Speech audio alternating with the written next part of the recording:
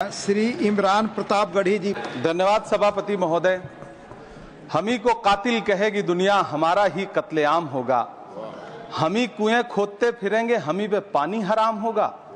सभापति महोदय, सन 1947 में दिल्ली की जामा मस्जिद की तारीखी सीढ़ियों पर खड़े होकर के भारत रत्न मौलाना अबुल कलाम आजाद साहब ने कहा था कि मुसलमानों कहां जा रहे हो, ये है तुम्हारा मुल्क, यहां तुम्हारे आबाओ अजदाद की कब्रें हैं। उस वक्त मौलाना आजाद की ये सदाएं सुन करके लोगों ने अपने सरों की गठरियां उतार करके रख दी थी। आज उसी दिल्ली में मौजूद देश की संसद में एक बिल आया है जो हमसे उसी जामा मस्जिद की सीढ़ियों के सबूत मांगेगा, जो उन्हीं सीढ़ियों के पास अपनी कब्र में सोए हुए मौलाना आजाद को फिर से कब्र से सदा देनी पड़ेगी कि ये जो कब्र है वो मेरी कब्र है, ये किसी सरकार की जागीर नहीं है। सभापति महोदय, मैं जहां खड़ा हूं इसी संसद भवन के सामने सड़क के उस पार अपनी कब्र में सोए हुए भारत के पूर्व राष्ट्रपति फखरुद्दीन अली अहमद की कब्र है। शायद अब उस कब्र से भी सदाएं आए कि ये कब्र मेरी कब्र है, ये सरकार की जागीर नहीं है। सभापति महोदय, मैं वक्फ कानूनों में किए जा रहे संविधान विरोधी बदलावों के खिलाफ बोलने के लिए खड़ा हुआ हूं। संविधान का आर्टिकल 14 हो, 29 हो, 30 हो, चीख चीख कर कहता है कि देश में सब बराबर के हकदार हैं। आर्टिकल 26 कहता है कि सबको अपने अपने मजहबी कामों के लिए मंदिर, मस्जिद, गिरजाघर, गुरुद्वारों का निर्माण करने का हक है और उसका रखरखाव का भी हक है।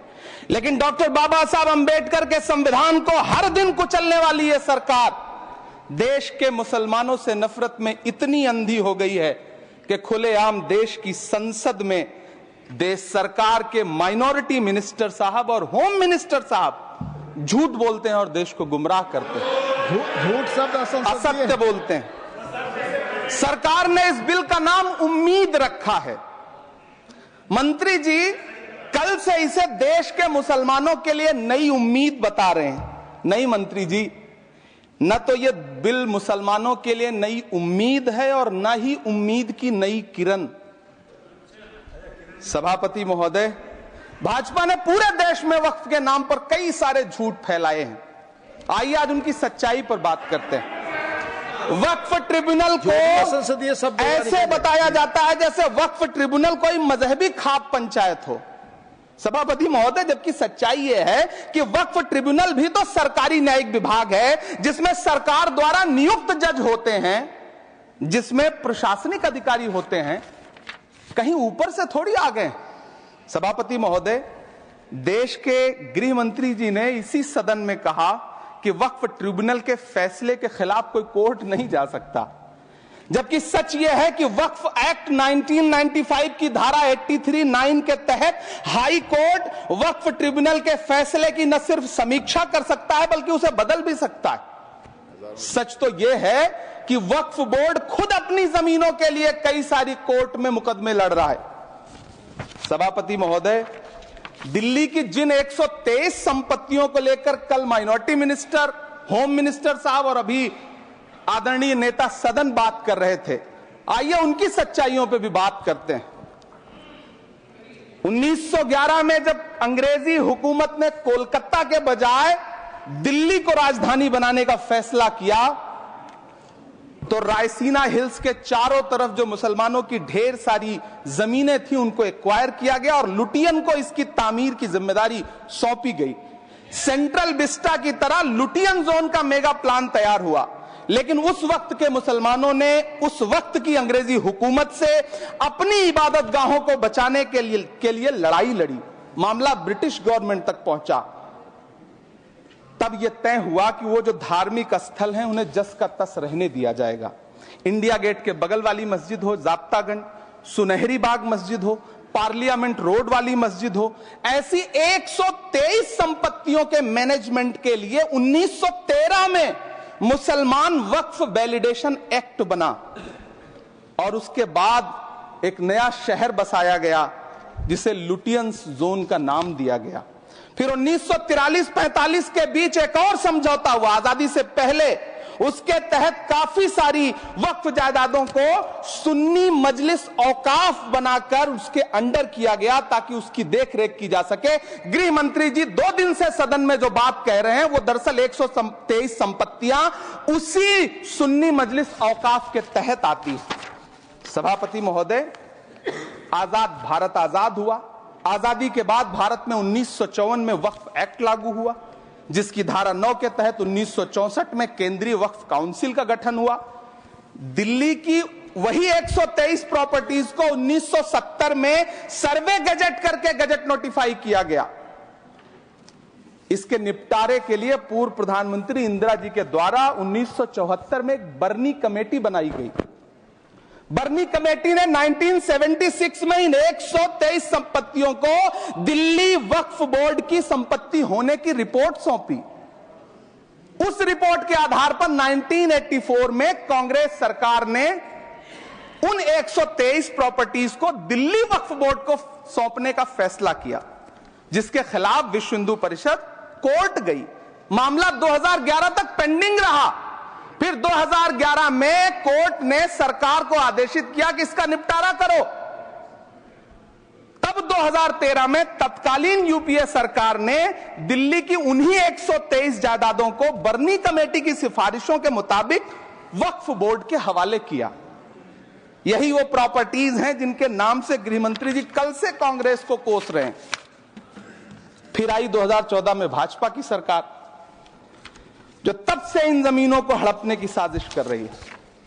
जिस बिल को मुसलमानों के हुकूक की हिफाजत करने वाला बिल बताया जा रहा है, उसी को पेश करने के लिए और उस पर बात करने के लिए लोकसभा में भाजपा सरकार के पास एक भी मुस्लिम सांसद नहीं है। जिस वक्त, मैं लोकसभा कह रहा हूं, सुना करिए, जिस वक्फ बिल को मुस्लिम महिलाओं को हक दिलाने वाला बताया जा रहा है, उसे संसद में पेश करने वाली पार्टी के पास न तो राज्यसभा में, न लोकसभा में, न देश की किसी विधानसभा में एक भी मुस्लिम महिला सदस्य नहीं।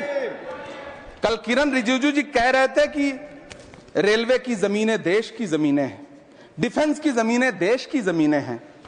हां मंत्री जी, हैं, बिल्कुल हैं। ये जो वक्फ की जमीनें हैं, ये हमारे पुरखों ने धार्मिक कामों के लिए डोनेट किया है। तो हम भी तो इसी देश के नागरिक हैं, हम भी तो इसी देश के बेटे हैं। तो वक्फ की जमीनें भी तो इसी देश की जमीनें हैं, उनको पराया क्यों बोलते हैं आप? सभापति महोदय, अशफाकुल्लाह खान जब फैजाबाद की जेल में फांसी के फंदे पर झूल रहे थे, तो इसी देश की जमीन के लिए झूल रहे थे ना। सभापति महोदय, अंडमान की जेल में काला पानी की सजा काटकर अपनी जान देने वाले मौलाना फजले हक खैराबादी हो या शेर खान अफरीदी हो, वो भी तो इसी जमीन के लिए अपनी जान दे रहे थे ना। सभापति महोदय, पाकिस्तान के खिलाफ लड़ते हुए अपनी जान देने वाले महावीर चक्र विजेता ब्रिगेडियर उस्मान हो या पाकिस्तान के पैटर्न टैंक उड़ाने वाला परमवीर चक्र विजेता वीर अब्दुल हमीद हो, वो भी तो इसी जमीन के लिए अपनी जान दे रहा था ना। और मंत्री जी, मैं इस सदन में अलल ऐलान ये कहता हूं कि जब भी इस देश की जमीन को लहू की जरूरत होगी, आपसे 2 कदम आगे इमरान खड़ा मिलेगा। ये मैं आपसे यकीन दिलाते हुए कह रहा हूं। सभापति महोदय, मैं सरकार से कहना चाहता हूं, हमसे हमारी इबादत गाहें तो मत छीनिए ना, हमारे घरों पे बुलडोजर तो मत चलाइए ना, हमारी कब्रों में तो हमें सुकून से सोने दीजिए ना। सभापति महोदय, माइनॉरिटी मिनिस्ट्री का बजट कट करके, मुस्लिम बच्चों की स्कॉलरशिप बंद करके अब सरकार कह रही है कि हम वक्फ की आमदनी से गरीब मुसलमानों का भला करेंगे। गुजरात की बेटी बिल्किस के बलात्कारियों की रिहाई के बाद उन्हें माला पहनाने वाली लोगों के नेता ये कह रहे हैं कि यह बिल मुस्लिम महिलाओं को उनका हक दिलाएगा। धन्यवाद मोदी जी, क्या बढ़िया सौगातें मोदी दे रहे हैं आप। पहले हमें गुजराते मोदी दिया, आप सौगाते मोदी दे रहे हैं। लेकिन यह सरकार इतना याद रखे कि इसी ठसक के साथ देश की संसद में सीए का कानून भी लाया गया था और कहा गया था बड़े बड़े भाषण देकर के कि पड़ोसी देशों से हिंदू भाइयों को ला करके यहां नागरिकता दी जाएगी। लेकिन मैं आपके संज्ञान में लाता हूं सर कि पिछले इतने दिनों में इनसे नागरिकता लेने के लिए 2000 व्यक्ति भी नहीं आए, जबकि इसके उलट इन्हीं की सरकार में पिछले 10 साल में 15 लाख से ज्यादा भारतीयों ने भारत की नागरिकता छोड़ करके दूसरे देश में जाकर के बस गए। यह हुआ उस कानून का अंजाम। सभापति महोदय, इसी तरह की जिद के साथ किसानों के खिलाफ भी कानून लाए गए थे। जिस तरह आज वक्फ के फायदे गिनाए जा रहे हैं, उसी तरह से किसानों को भी कृषि कानूनों के फायदे गिनाए गए थे। लेकिन अंजाम क्या हुआ? 700 किसानों की शहादत लेने के बाद सरकार को अन्नदाता किसानों के सामने घुटने टेकने पड़े और कृषि कानून वापस लेने पड़े। जिल्ले इलाही, जमहूरियत जो है वो नफरत और ठसक से नहीं चलती है, अकड़ से नहीं चलती है। उसमें सबकी हिस्सेदारी जरूरी है। कल देश के माइनॉरिटी मिनिस्टर ने लोकसभा में खड़े होकर एक शेर सुनाया था कि मुझसे कोई बदगुमान न हो। तो मैं उन्हें एक शेर सुनाना चाहता हूं कि मैं आज जद पे हूं तो इतना खुशगुमान न हो, मैं आज जद पे हूं तो इतना खुशगुमान न हो, चराग सबके बुझेंगे हवा किसी की नहीं। नीतीश कुमार जी हो, चंद्रबाबू नायडू जी हो, चिराग पासवान जी हो, जयंत चौधरी जी हो, देवे गौड़ा जी हो, जीतन राम मांझी जी हो, सबको समझना पड़ेगा कि जब जंगल में आग लगती है तो न वो बरगद बचते हैं जो हवा को आंधी में तब्दील करते हैं, न वो बांस बचते हैं जो आपसी रगड़ से चिंगारी पैदा करते हैं। सभापति महोदय, जब देश को मनमोहन सिंह साहब जैसा काबिल प्रधानमंत्री मिलता है तो देश को आरटीआई जैसा एक्ट मिलता है, सेज जैसा एक्ट मिलता है, मनरेगा जैसा एक्ट मिलता है, लिबरलाइजेशन मिलता है, राइट टू एजुकेशन मिलता है, नेशनल फूड सिक्योरिटी एक्ट मिलता है। लेकिन जब देश को सौगातें मोदी मिलती है तो क्या मिलता है? सीए मिलता है, फॉर्म्स लॉ मिलता है, आर्टिकल 370 मिलता है, इलेक्टोरल बॉन्ड जैसा एक्ट मिलता है और वक्फ अमेंडमेंट एक्ट जैसे बिल देश को मिलते हैं।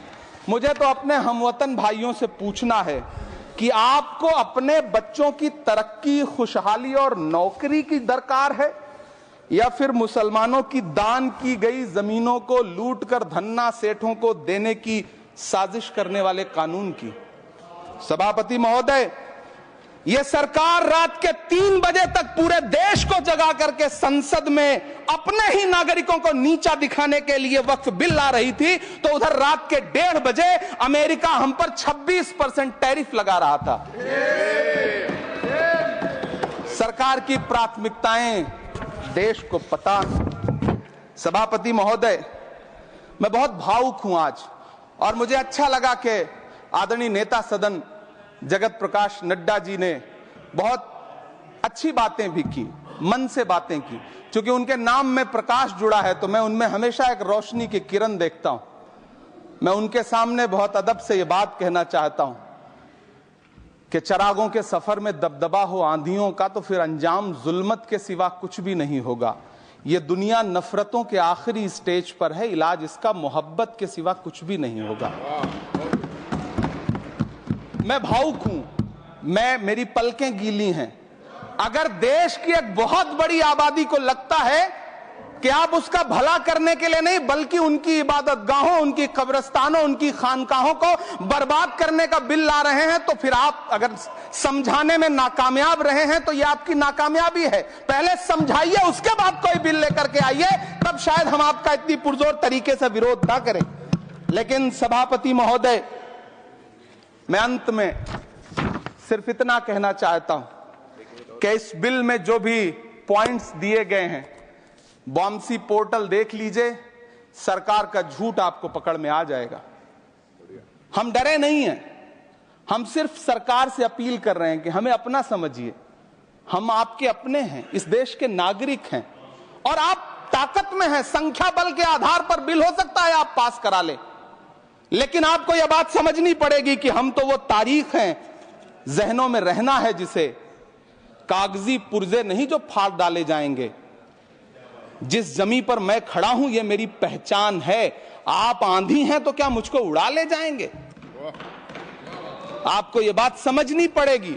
आपको अगर इतना विपक्ष की तरफ से पहले जेपीसी में इतने सारे पॉइंट्स आए और उसके बाद कल से लोकसभा में और राज्यसभा में सुझाव आप सुनने को तैयार नहीं है, लोगों की शंका को दूर करने के बारे में आप बिल्कुल सोच नहीं रहे, बस आप कह रहे हैं यह बिल उम्मीद की नई किरण है। नहीं साहब, इसे भले किरण जी लेके आए हैं, लेकिन ये उम्मीद की नहीं बल्कि नाउम्मीदी की किरण है। और इस देश की एक बहुत बड़ी आबादी इस बात से खदशे में है, शक में है कि आप सीधे उनकी जमीनों को लूट करके धन्ना सेठों को बेचना चाहते हैं। मेरी अब भी आपसे अपील है कि इस बिल को वापस लीजिए। यह बिल कहीं से आपके अपने नागरिकों के लिए अच्छा नहीं है। यह बिल सिर्फ इस देश के मुसलमानों को नीचा दिखाने का और अपने एक ऐसे मतदाता वर्ग को खुश करने का बिल है जिनको इस बिल के पास हो जाने से कुछ मिलेगा भी नहीं, लेकिन आप एक नैरेटिव देना चाहते हैं, एक मैसेज देना चाहते हैं। मेरी आपसे अपील है कि कृपया ये जो सबका साथ सबका विकास का नारा है, इस नारे को रत्ती भर तो चरित्रार्थ कर दीजिए। बहुत बहुत धन्यवाद।